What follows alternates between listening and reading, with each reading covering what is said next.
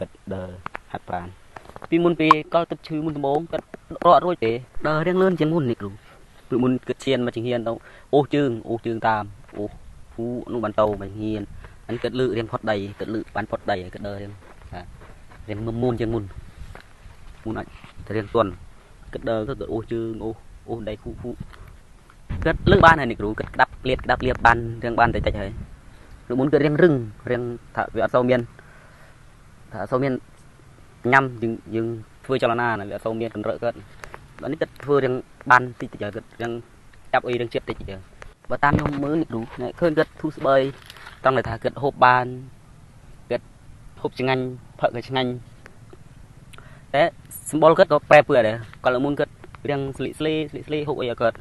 ដល់នេះគិតទាំងមានសាច់ទៅគិតរៀងក្រហមសាច់រៀងក្រហមវិញ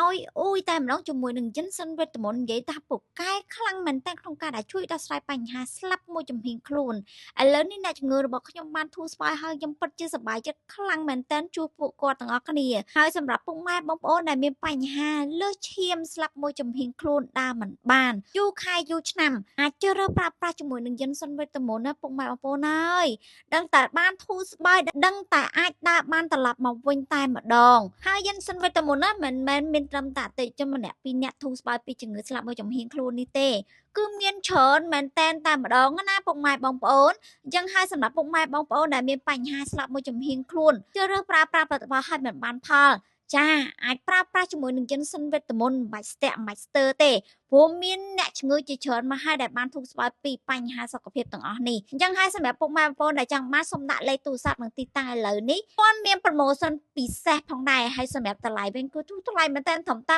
$28តែប៉ុណ្ណោះហើយនិយាយពីការលក់ចិនសិនវេទមន្តណាគឺថាចេញរាល់ថ្ងៃនិយាយទៅគឺច្រើនមែនតើបើអតិជនចាស់វិញណាគឺទិញម្ដងទៀតវិញគឺទិញ2កំប៉ុង6កំប៉ុង10កំប៉ុងយកទៅប្រើប្រាស់ទុកប្រើតែម្ដងខ្លាចកាច់ស្តុកអញ្ចឹងសម្រាប់បងប្អូនដែលមានឪពុកម្ដាយកំពុងតែមានបញ្ហាសុខភាពទាំងអស់នេះចាអាចទិញជូនពួកគាត់ពិសាដើម្បីទទួលបាននូវសុខភាពល្អ